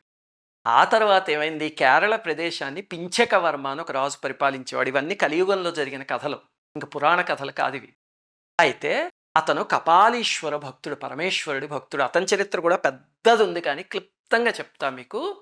ఒకసారి అతను అడవికి వేటకి వెళ్ళి దారి తప్పి ఒక కొండ మీదకి ఎక్కేసరికి అక్కడ భూతప్రేత పిశాచాలన్నీ అతను చుట్టుపడ్డాయి. దాంతో ఏం చేయాలో తెలియక ఏడుస్తూ పరమేశ్వరుణ్ణి ప్రార్థిస్తే అప్పుడు పరమేశ్వరుడు వెళ్ళి నా భక్తుడిని కాపాడు అని శాస్తాన్ని పంపించాడు. శాస్త అంటే రక్షించే శక్తి. ఆయన అక్కడికి వెళ్ళగానే భూతప్రేతాలన్నీ పారిపోయి. దాంతో ఈ రాజు సంతోషించి, స్వామి నన్ను ఉద్ధరించడానికి నువ్వే దిగొచ్చావా, నాకు కూతురు ఉంది పూర్ణాదేవి అని, ఆ కూతుర్ని వివాహం చేసుకో అని చెప్పి కన్యాదానం చేసి వివాహం చేశాడు. అలాగా ఈయన భూమి మీదకి రాగానే ఆ భూమి మీదకి వచ్చిన పూర్ణ పుష్కల శక్తులు మళ్ళీ ఈయన దగ్గరికి చేరిపోయాయి. చూడండి, ఎప్పుడైనా రాముడు కిందకు వచ్చాడు అనుకోండి, లక్ష్మీదేవి సీతమ్మ రూపంలో వచ్చి ఆయన చేరిపోతుంది. కృష్ణుడి కిందకు వస్తే రుక్మిణీదేవి రూపంలో వచ్చి చేరిపోతుంది. అలాగా ఆయన శక్తులు ఎప్పుడూ ఆయనతోనే ఉంటాయి. కాకపోతే ఇక్కడే ఒక చిక్కొచ్చి పడింది. ఈ పళింజుడికి ఈ విషయం తెలిసి నా కూతుర్ని వివాహం చేసుకుని వెళ్ళి మళ్ళీ ఇంకొక అమ్మాయిని పెళ్లి చేసుకుంటావు, ఇంకో రాజు కూతుర్ని, ఎంత దారుణం ఇది, అందుకని నిన్ను శపిస్తున్నాను, నువ్వు 10 ఏళ్ల పాటు మానవుడిగా ఈ భూమి పైన నివసించు అని శాస్తాన్ని శపించాడు. అదేమిటండి, భగవంతుడిని ఎవరైనా అలా శపిస్తారా అంటే, కొన్నిసార్లు కిందకి దిగి రావడానికి భగవంతుడు అలా కర్మని చేసుకుంటాడు. రాముడు కింద దిగి రావడానికి దక్షయజ్ఞం సమయంలో పరమేశ్వరుడు దగ్గరించి నారాయణుడు ఒక శాపం తీసుకుని ఆ తర్వాత రాముడి కింద దిగొచ్చి భార్యా వియోగాన్ని అనుభవించాడు. ఎందుకు అలాంటివి తీసుకుంటారు అంటే, అక్కడ రావణాసురుని చంపాలి అనే కార్యం భవిష్యత్తులో రాబోతోంది. అందుకని ముందుగానే వాళ్ళు డిజైన్ చేసుకుని ఉంచుకుంటారు. అలాగనే శాస్త కలియుగంలో కిందకి దిగి రావడానికి ఒక కారణం కావాలి. ఇది కారణం కింద తీసుకుందాం. ఇప్పుడు మన అయ్యప్ప స్వామి అవతారం, మణికంఠుడి అవతారం 10వ శతాబ్దంలో జరిగిన కథ. ఇందాక నుంచి మీరు వేచి చూస్తున్న కథ ఏమిటో అది ఇప్పుడు వస్తుంది. అసలు మొట్టమొదట శాస్త మణికంఠుడి కింద దిగి రావాల్సిన అవసరం ఏమిటంటే, మన శబరిమల మణికంఠుడు ఉన్నాడు కదా, ఆ స్వరూపం గురించి చెప్పుకుందాం ఇప్పుడు. అవసరం ఏమిటి అంటే మన సినిమా వాళ్ళు చూపించేది మహిషి సంహారం కోసం అని కాదు. మహిషి సంహారం ఎప్పుడో వేరే భూమికలో జరిగిపోయిన విషయం. ఇప్పటికే అయిపోయింది కలియుగం కన్నా ముందే. మరి ఇక్కడికి ఎందుకొచ్చాడు స్వామి అంటే దానికి 2 కారణాలున్నాయి. మొట్టమొదటి కారణం ఏమిటంటే అప్పటికే శంకరాచార్యుల వారు పుట్టేశారు. పుట్టేసి ఆయన కేరళ ప్రదేశాన్ని పాషండ మతస్థులందరూ చేరతారిక్కడ. ఈ దేశం అలా తయారైపోతుంది అని చెప్పి శపించారు. శంకరాచార్యుల వారి చరిత్రలో మనకి తెలుసు కదా! వాళ్ళ అమ్మగారు శరీరం వదిలినప్పుడు వాళ్ళందరూ చేసిన పనులకి స్వామి శపించారు. ఆ శాపం వల్ల కేరళ ప్రదేశం అంతా పాషండులతో నిండిపోయింది. అలా అవ్వడం వల్ల ఏమైందంటే పరశురాముడు ప్రతిష్ఠించిన 108 శాస్తా స్వరూపాలు, ఆలయాలు అన్నీ కాలగర్భంలో కలిసిపోయాయి. మరి మళ్ళీ వాటిని ఉద్ధరించాలంటే ఎవరు రావాలి? శాస్తయే దిగి రావాలి. అందుకని ఒక కారణం. ఇంక రెండో కారణం ఏమిటంటే 10వ శతాబ్దం ప్రాంతానికి శివకేశవ భేదాలు విపరీతంగా పెరిగిపోయాయి. కొంతమంది రాజులు శివభక్తులైన వాళ్ళు విష్ణు భక్తుల్ని చంపేయడం, విష్ణు భక్తులైన వాళ్ళు వీళ్ళని చంపేయడం ఇలాంటివి మొదలయ్యాయి. మీకు దశావతారం అని ఒక సినిమా ఉంది, క్రితం అనుకుంటూ వచ్చింది ఆ సినిమా. అందులో మీరు చూస్తే మొట్టమొదట ఒక విష్ణు భక్తుణ్ణి ఒక రాజు ఇలాగా హింసించి చంపేస్తాడు చూడండి. అవన్నీ నిజంగానే జరిగాయి ఆ ప్రాంతంలో. దాంతోపాటు ఏమైందంటే దురదృష్టవశాత్తు కొంతమంది గురువులు వచ్చి వాళ్ళు కూడా శివకేశవ భేదాలని సృష్టించడం మొదలుపెట్టారు. మరి అలా జనాలు వాటి గురించి కొట్టుకు చస్తూ ఉంటే రక్షించాల్సింది ఎవరు? శివకేశవ కుమారుడైన హరిహరసుతుడైన అయ్యప్ప స్వామి అంతే కదా. అందుకని స్వామి కిందకి దిగి వచ్చాడు. అది 10వ శతాబ్దంలో మణికంఠుడి కిందకి దిగి రావడానికి కారణం, అంతేగాని మహిషి సంహారం కాదు. మరి ఎవరింట్లో పుట్టాడు అంటే పందళ రాజ్యం అని ఒక రాజ్యం ఉంది. ఇది పాండ్య రాజ్యానికి పుట్టిన ఒక పిల్ల. దాన్ని రాజశేఖర వర్మ అని ఒక రాజు పరిపాలించేవాడు. ఆయన అపార శివభక్తుడు. ఆయన భార్య ఏమో గొప్ప విష్ణు భక్తురాలు. చూడండి, సరైన ఇల్లు వెతుక్కున్నాడు స్వామి. ఎందుకంటే ఈ హరిహరసుతుడు అంటే ఇంట్లో ఆ కాంబినేషన్ ఉండాలి. స్వామి పాల్గొన మాసం ఉత్తరా నక్షత్రం రోజు వాళ్ళకి దొరికాడు. ఇది ముత్తుస్వామి దీక్షితుల వారు రాసిన విశేషం. ఎలా దొరికాడండి అంటే ఈ రాజు వేటకి వెళ్తే రాజశేఖర వర్మ అక్కడ అడవిలో ఒక శిశువు ఏడుస్తూ ఒక రాతి మీద కనిపించాడు. అప్పుడు ఇంటికి తెచ్చుకున్నాడు. ఇప్పుడు గుర్తుపెట్టుకోండి, మన పాత సందేహం ఉంది, క్షీరసాగర మథనం అప్పుడు పుట్టేస్తే తీసుకొచ్చి అడవిలో వదిలేస్తే ఎప్పుడో వేరే మన్వంతరంలో ఇప్పటిదాకా స్వామి ఎక్కడున్నాడా అని లేదు. అక్కడ పుట్టిన అవతారం వేరు, అది వేరే భూమికలో ఉంది. ఇప్పుడు ఈ రాజశేఖర వర్మ ఇంట ఉద్భవించడానికి అడవిలో స్వామి అప్పటికప్పుడు కనిపించాడు, అంతే విషయం. తర్వాత ఇంటికి తీసుకొచ్చి అల్లారు ముద్దుగా పెంచుకున్నారు. ఆయన కూడా సాక్షాత్తు భగవంతుడు కదా, అలాగే పెరిగాడు. ఆయన మెడలో ఒక మణి ఉండేది, అందుకని అందరూ మణికంఠుడు అని పిలిచేవారు. అయ్యప్ప అనే పేరు కూడా ఇప్పటికీ రాలే. అయితే గురుకులానికి వెళ్ళి సమస్త విద్యలు అభ్యసించి వెనక్కి వచ్చాడు. వచ్చేసరికి అందరూ చూసి ఆహా ఎంత నయన మనోహరం స్వామి, ఎంతటి పరాక్రమం, ఈయనే మాకు రాజు కావాలి అన్నారు. ఆ తండ్రి కూడా సంతోషించాడు. అచ్చం రామాయణంలో జరిగినట్టే జరిగింది. అక్కడ కైకైతే ఇక్కడ ఒక మంత్రి. ఈ మంత్రి ఏం చేశాడు, ఈ కుర్రవాడికి ప్రాపు పెరిగిపోతోంది, మహారాజు తర్వాత అలా జరగకూడదు అని దుర్బుద్ధితో మన మణికంఠ స్వామి మీద క్షుద్ర ప్రయోగం చేయించాడు. దాంతో మణికంఠుడికి భయంకరమైన వ్యాధి వచ్చింది. వచ్చి మొత్తం నల్లబడిపోయి విషప్రయోగం జరిగినట్టయిపోయి ఇంక లేవలేని స్థితికి వెళ్ళిపోయాడు. వెళ్ళిపోతే అప్పుడు ఒక వృద్ధుడు వచ్చి నేను తగ్గిస్తాను అని చెప్పాడు. ఎంతమంది వైద్యులు ప్రయత్నించినా తగ్గించలేకపోయారు. అప్పుడు ఆయన వచ్చి తగ్గిస్తాను అని లోపలికి వెళ్ళి తలుపేసుకుని స్పృశించేసరికి మొత్తం తగ్గిపోయి దివ్యమైన శక్తి వచ్చింది. ఎవరు స్వామి మీరు అని అడిగితే అప్పుడు ఆయన నేను పరమేశ్వరుణ్ణి, నువ్వు హరిహరసుతుడివి, శాస్తావి, నువ్వు కిందకి రావడానికి ఒక కారణం ఉంది నాయన, అది నిర్వర్తించుకుని నువ్వు మళ్ళీ పైకి వచ్చేయాలి అని గుర్తు చేశాడు స్వామి అవతార రహస్యాన్ని. కర్తవ్యాన్ని గుర్తు చేసేసరికి సరే అనుకున్నాడు మణికంఠుడు. ఈ లోపల ఏమైంది, ఆ రాణి గారికి ఇంకో కొడుకు పుట్టాడు. మణికంఠుడు ఇంటికి వచ్చిన వేళా విశేషంతో ఆ పిల్లవాడు కూడా కొంచెం పెద్దవాడు అవ్వగానే ఈ మంత్రి వెళ్ళి రాణిగారి బుర్రలో ఒక విషపు బీజాన్ని నాటాడు. ఏమిటంటే నీకు ఇప్పుడు కుమారుడు జన్మించాడు కదా, కానీ ఈ మణికంఠుడే రాజు అవుతాడు, ఇంకా నీ కుమారుడికి గతే ఉంది అని. అప్పుడు సేమ్ కైకా మంధర కథలాగే ఆ రాణికి దుర్బుద్ధి పుట్టింది. ఈ లోపల ఏమైంది, ఆవిడకి ఒక రుగ్మత చేసింది. అప్పుడు వైద్యుల్ని మంత్రి మేనేజ్ చేసి ఏం చెప్పాడు అంటే పులిపాలు తీసుకొచ్చి ఆవిడికి పడితే కనుక వెంటనే తగ్గుతుంది అని. అది ఎందుకు చెప్పాడు అంటే సామాన్యంగా ఆలోచించండి, ఏ జంతువైనా ఒక పందైనా కుక్కైనా సరే పిల్లల్ని పెట్టినప్పుడు దగ్గరికి వెళ్ళారు అంటే కరిచేస్తుంది, చాలా రౌద్రంగా ఉంటుంది. మరి అలాంటిది పులి దగ్గరికి వెళ్ళి ఎవరు పాలు పిండుతారు, వెళ్ళిన వాళ్ళు తిరిగి రారు కదా, అందుకని చెప్పాడు. చెప్పి మెల్లిగా ఈ మణికంఠుడిని పంపిద్దాము అని. ఈయనకి అప్పుడు 12 ఏళ్ళు ఎంతో. ఆనందంగా నేను వెళ్తాను అని చెప్పి బయలుదేరాడు. ఎందుకంటే ఇంతకు ముందు తీసుకున్న శాపం ఇంక అయిపోయింది. భూమి మీద పెరిగేసాడు 12 సంవత్సరాలు. నేను వెళ్తాను అడవికి అని బయలుదేరితే వాళ్ళ నాన్నగారు చాలా బాధపడ్డారు. బాధపడితే "ఏం బాధపడకండి నాన్నగారు, నేను తీసుకొస్తా పులిపాలు" అని చెప్పి వెళ్ళాడు ఈయన. వెళ్ళి అక్కడ ఏమి చేశాడు అంటే మహిషి సంహారం చెయ్యలే. అది ఇంతకు ముందే అయిపోయింది. ఆ సినిమాల్లో చూపిస్తున్న పొరపాటు. ఎలాగండి దీనికి సాక్ష్యం ఏమిటి అంటే అయ్యప్ప గీత అని ఒకటుంది. భగవద్గీతలాగే శాస్తా గీత అంటారు. అందులో 18 అధ్యాయాలు ఉంటాయి. అద్భుతమైన జ్ఞానం అసలు. జననం, మృత్యువు వాటి గురించి మహాద్భుతంగా చెప్పారు అందులో. అయితే అందులో స్వామే మొట్టమొదటి అధ్యాయంలో తన కథ మొత్తం చెప్పారు. ఆ చెప్పినప్పుడు ఈ మహిషి ప్రస్తావన అక్కడ లేదు. మిగతా పులిపాలు ఇవన్నీ ఉన్నాయి. అయితే స్వామి ఆ పులిపాల కోసం వెళ్ళినప్పుడు మహేంద్రుడు, దేవతలు వీళ్ళందరూ "అయ్యో స్వామి, నువ్వు కిందకి దిగొచ్చావు. మహిషి సంహారం చేయడం వల్లే మేమిప్పుడు స్వర్గాన్ని ఏలుకుంటున్నాము. అందుకని నీకు శ్రమ వద్దు స్వామి, నేనే పులి అయిపోతాను" అని చెప్పి మహేంద్రుడు పులిలాగా మారాడు. మిగతా దేవతలందరూ ఒక పెద్ద పులి పరివారం కింద మారారు. అప్పుడు స్వామి వాటిని తీసుకుని వెనక్కి వస్తూ ఉంటే దారిలో శబరి కనిపించింది. ఆవిడ ఒక చోట ఒక కొండ మీద కూర్చుని తపస్సు చేసుకుంటోంది. అంటే మరి రామాయణంలో శబరి శరీరం వదిలేసినట్టు ఉందండి. అక్కడ రామాయణం మీరు చూస్తే అరణ్యకాండలో శ్రీరాముడి అనుజ్ఞ తీసుకుని ఆవిడ శరీరాన్ని వదిలేసింది, అగ్నిహోత్రానికి ఆహుతి చేస్తారు, పైలోకాలకి వెళ్ళిపోయింది అని ఉంది. మరి మళ్ళీ ఇక్కడికి శబరి ఎలా వచ్చింది అంటే అది కూడా సినిమా వాళ్ళు చేసిన తప్పే. ఈవిడి పేరు శబరే కానీ ఈవిడ రామాయణంలో శబరి కాదు. మనకి అయ్యప్ప గీతలో స్పష్టంగా శబరస్య గృహే జాతే శబరి భాగ్యశాలిని చిరకాలేన సహ్యాద్రౌ జ్ఞానాయ తపసి స్థిత జన్మ మృత్యుభయాదేవి శాస్తారం శరణం యుయౌ అని స్పష్టంగా రాశారు. అంటే ఈవిడి శబరుల ఇంట జన్మించింది. అలాగనే చిన్న వయస్సులోనే తీవ్రమైన వైరాగ్యంతో సహ్యాద్రి పర్వతం మీద తపస్సు చేసింది. మృత్యు అంటే ఏమిటి, జన్మ అంటే ఏమిటి అవన్నీ తెలుసుకుని దాన్ని దాటి మోక్షాన్ని పొందాలి అని.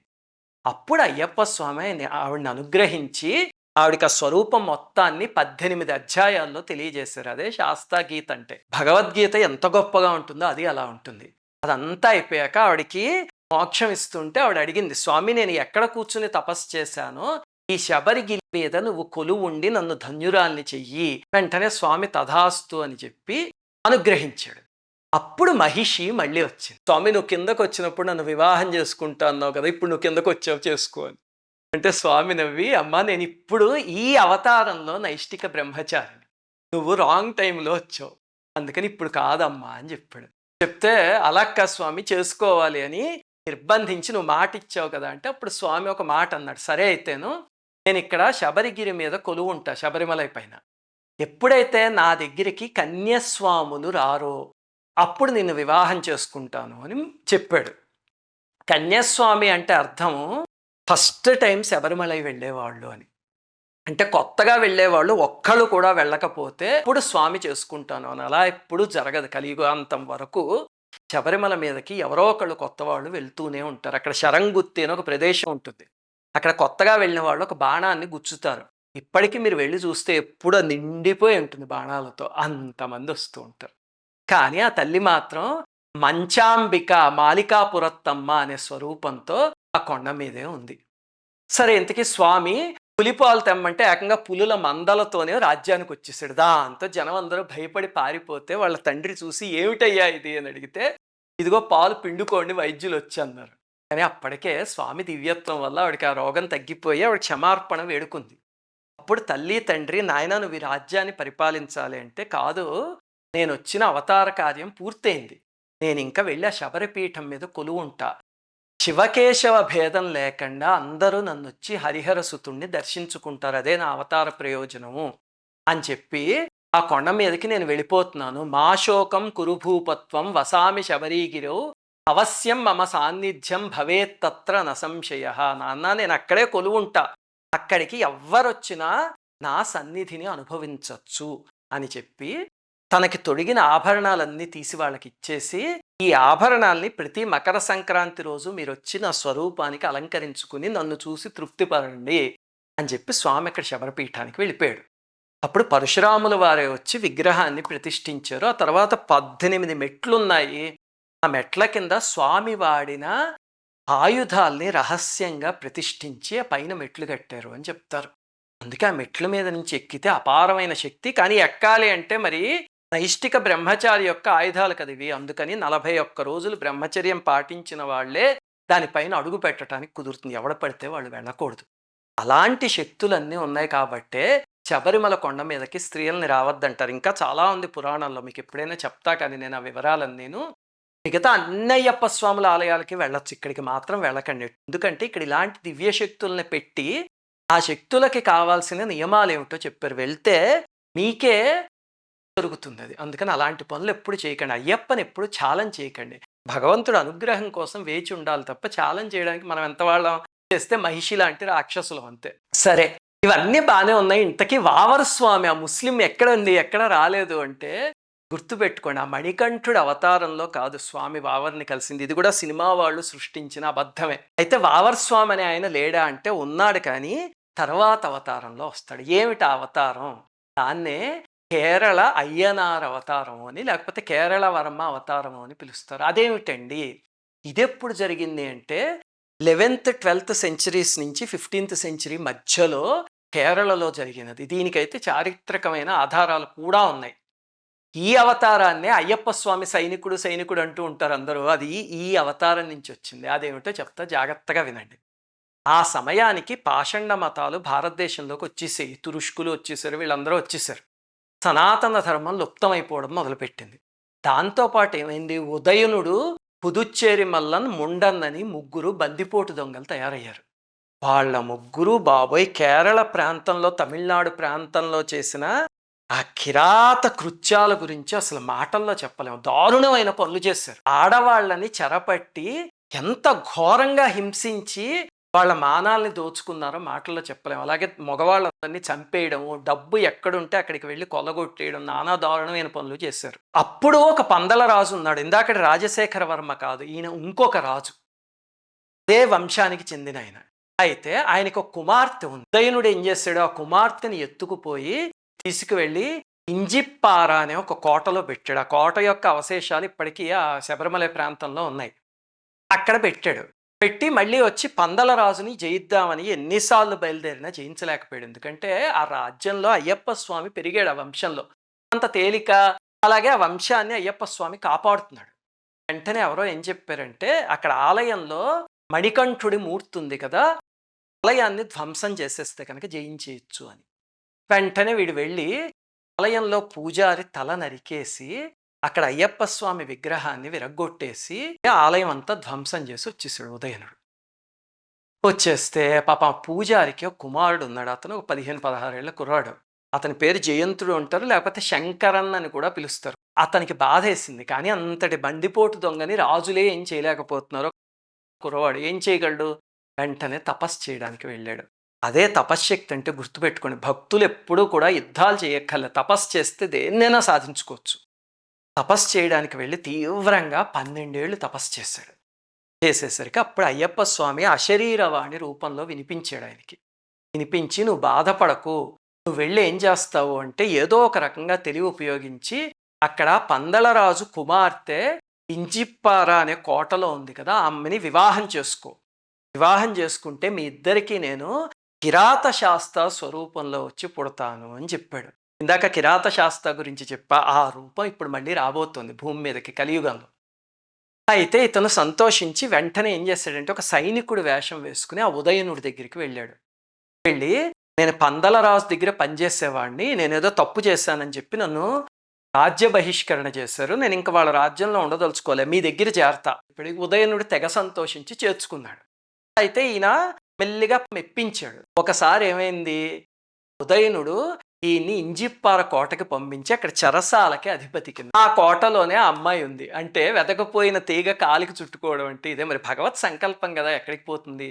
అక్కడికి వెళ్ళి జయంతుడు ఏం చేశాడంటే చెరసాల్లో అమ్మాయిని కలిసి, ఇదిగో మా నాన్నగారిని ఇలా చంపేశారు, అప్పుడు నేను తపస్సు చేస్తే ఆ మణికంఠుడు మనిద్దరికి కొడుకు కింద పుడతాను అని చెప్పాడు. అందుకని మనం ఇక్కడి నుంచి వెళ్ళిపోవాలి అని చెప్తే ఆవిడికి నమ్మకం కుదిరింది. వెంటనే అతనే అధిపతి కాబట్టి కామ్గా బయటికి తప్పించేసి ఎక్కడికో అజ్ఞాతంలోకి, అడవిలోకి తీసుకుపోయాడు. ఆ తరువాత వాళ్ళిద్దరు వివాహం చేసుకున్నారు. చేసుకుంటే వాళ్ళకి సంతానం కింద పుట్టాడు. ఆయన ఇంకొక అవతారం. ఆయన్నే అయ్యనార్ అని పిలుస్తారు. అయితే ఆ తరువాత పెరిగాడు, మహాపరాక్రమవంతుడయ్యాడు. ఎందుకంటే పుట్టింది శాస్త. ఆ తర్వాత యుద్ధ విద్యలన్నీ నేర్పిస్తే అమ్మో! ఇంక అసలు ఆ పరాక్రమాన్ని ఎవరు తట్టుకోలేకపోయారు. అప్పుడు వాళ్ళ నాన్నగారు ఈ కథంతా చెప్పేసరికి, సరే నాన్న అయితే నేను వెళ్ళి పందలరాజును కలుస్తాను ముందని చెప్పి వెళ్ళి కలిసి, "మీ కుమార్తె చెరసాలలో ఉండేది కదా! ఆవిడని మా నాన్నగారు వివాహం చేసుకున్నారు. నేను పుట్టాను. మీరు మా తాతగారు" అని చెప్పాడు. చెప్పి తన పరాక్రమాన్ని ప్రదర్శించేసరికి ఆ రాజు పొంగిపోయి పట్టాభిషిక్తుణ్ణి చేసి కేరళ వర్మ అని బిరుదిచ్చాడు. అది ఇక్కడ ఇంకొక అయ్యప్ప స్వామి స్వరూపం. అయితే అప్పుడు ఆ దొంగల్ని జయిస్తాను అని చెప్పి అడవిలోకి బయలుదేరితే వావర్ అనే గజ దొంగ మొట్టమొదట తారసపడి దోచుకోపోతే అతనితో యుద్ధం చేసి స్వామి ఓడించేశాడు. వావర్ ఆయనకి శరణు వేడి, స్వామిని అంగరక్షకుడి కింద ఉండిపోతా నేను అని చెప్తే సరే అన్నాడు. అప్పుడు ఆ వావరు అక్కడ కోయగూడానికి చెందిన అతను స్వామిని తీసుకువెళ్తే అక్కడ వాళ్ళందరూ ఆనందంతో భగవంతుడే మా గూడానికి వచ్చాడు అని స్వామి దిందక తోం తోం అయ్యప్ప దిందక తోం తోం అని నృత్యం చేస్తూ స్వామిని ఆహ్వానించి వేడుకలు చేసుకున్నారు. ఇది జరిగిన కథ. వావర్ అనే ఆయన నిజంగానే చరిత్రలో ఉన్నాడు. ఇప్పుడు వావర్ హిందువా ముస్లిమా? ఇక్కడ అందరూ వినిపించేవి 2 వర్షన్స్ ఉంటాయి. ఫస్ట్ వర్షన్ ఏమిటంటే అసలు వావర్ అనే ఆయన లేడు. ఎందుకంటే అయ్యప్ప 10వ శతాబ్దానికి చెందిన ఆయన, వావర్ ఎప్పుడో ఈ ముస్లిమ్స్కి చెందినవాడు కాబట్టి వీళ్ళిద్దరూ కలవడం అనేది కట్టుకథ అంటారు. కానీ కాదు. నేను ఇందాక చెప్పాను కదా, మణికంఠస్వామి చరిత్ర వేరు, ఈ కేరళ వర్మ చరిత్ర వేరు. కేరళ వర్మ చరిత్రలో ఉన్నాడు వావర్ అని. ఈయన నిజంగానే ఉన్నాడు, వావర్ స్వామి అని ఇప్పుడు పిలుస్తారు. కాకపోతే ఈయన హిందువా ముస్లిమ్మా అనేది ఇక్కడ రాయలేదు. అడవిలో నివసించే కోయ వాళ్ళకి చెందిన ఆయన అని రాశారంతే. ఇప్పుడు అక్కడ ఒక దర్గా ఉంది ఆ ఎరుమేలి దగ్గర. అది వావర్ దర్గా అని చూపించి అందరూ ఆయన మహమ్మదీయుడు అంటారు. కానీ నిజంగా అయ్యప్ప స్వామి చరిత్రలో ఆయన ఎవరు అనేది రాయలేదు. అందుకని ఆ దర్గా ఎవరిది అనే దానికి అయ్యప్ప స్వామి చరిత్రలో అయితే ఆధారం ఏమీ లేదు. సరే, ఇంతకీ వావర్ని ఇంకా చీరప్పన్ అని ఇంకో యోధుడు ఉన్నాడు. అతన్ని మధుర సైన్యాన్ని వీళ్ళందరినీ తీసుకుని ఈ కేరళ వర్మ అయ్యనార్ వెళ్ళి ఆ దొంగలందరినీ సంహరించి మళ్ళీ ధర్మ సంస్థాపన చేసేసరికి జనం అందరూ పొంగిపోయి, నువ్వే మా అయ్యప్ప స్వామివి, నువ్వే మా మహాశాస్తావి అని అయ్యనార్ అని అయ్యప్ప అని కీర్తించారు స్వామిని. ఆ తరువాత ఆయన ఏం చేశాడంటే పందలరాజును తీసుకువచ్చి శబరిమల ఆలయాన్ని మొత్తం ధ్వంసం చేస్తాడు కదా, పునరుద్ధరించి తన చేతులతో మళ్ళీ తన మూర్తిని తనే ప్రతిష్ఠించాడు. ఎందుకంటే శాస్తా యొక్క ఇంకొక అవతారం కదా ఆయన. ప్రతిష్ఠించి తరువాత ఒక జ్యోతిగా మారి ఆ విగ్రహంలోకే వెళ్ళిపోయాడు. ఇది ఎప్పుడు జరిగింది అంటే మకర సంక్రాంతి రోజు. అదే మకర జ్యోతి అనేది మొట్టమొదటిసారి కింద కనబడిన స్వరూపం. అది కేరళ వర్మ యొక్క రూపం. అది ఆయన మణికంఠ స్వామి యొక్క విగ్రహంలో కలిసిపోయాడు. ఇప్పుడు మీకు వీళ్ళన్నిటికీ తేడాలు తెలుస్తున్నాయి కదా, ఇప్పుడు నేను చెప్తే స్పష్టంగా అర్థమవుతుంది. అది జరిగిన కథ. ఇప్పుడు ఒక్కసారి వెనకాల సినిమా స్టోరీకి వెళ్ళండి. ఎందుకు ఈ తప్పుడు కథలు ప్రచారంలోకి వచ్చాయి అంటే, సినిమా స్టోరీలో ఆ శివమోహిని కథని, సమ్మోహన శాస్తాని, మణికంఠుణ్ణి, ఈ శబరిని, కేరళ వర్మని, మహిషిని, పందళరాజుని, ఇలా వేరే వేరే యుగాల్లో జరిగిన వేరే వేరే అవతారాల్లో జరిగిన కథలన్నిటిని ఒకే అవతారానికి మణికంఠుడికి జరిగినట్టుగా చూపిస్తారు సినిమాల్లో. అది సినిమాల్లో చేస్తున్న పెద్ద పొరపాటు. వాళ్ళు ఇవన్నీ చదువుకోకుండా ఒక్క థ్రెడ్తో తీసేసిన కథ. అందుకే మనకి సందేహాలు వస్తాయి. క్షీరసాగర మథనంలో పుట్టిన ఆయన 10వ శతాబ్దంలో ఎలా దొరికాడు అని. ఆ పుట్టిన ఆయన వేరు, 10వ శతాబ్దంలో దొరికిన వేరు. ఇప్పుడు అర్థమైంది కదా. ఇక్కడి నుంచి మీరు తెలుసుకోవాల్సింది ఏమిటంటే, సినిమాలు చూసి నమ్మేయకండి, పురాణం చదవండి. సంస్కృతం రాదనుకోండి, తెలుగులో చదవండి. లేకపోతే మనకి సామవేదం వారు, చాగంటి వారు, మల్లాది చంద్రశేఖర శాస్త్రి గారు అలాంటి మహనీయులు చెప్పిన పురాణాలు ఉన్నాయి. అవి వినండి. వాళ్ళు ఏది చెప్పినా అథెంటిక్గా చెప్తారు. అప్పుడు ఇలాంటి సందేహాలు రావు. భూతనాథాయ విద్మహే జ్యోతిరూపాయ ధీమహి తన్నః శాస్తా ప్రచోదయాత్. ఇదంతా నా చేతి చెప్పించుకున్న అయ్యప్ప స్వామి పాదపద్మాలకి నమస్కారం చేసుకుంటూ శ్రీమాత్రే నమః.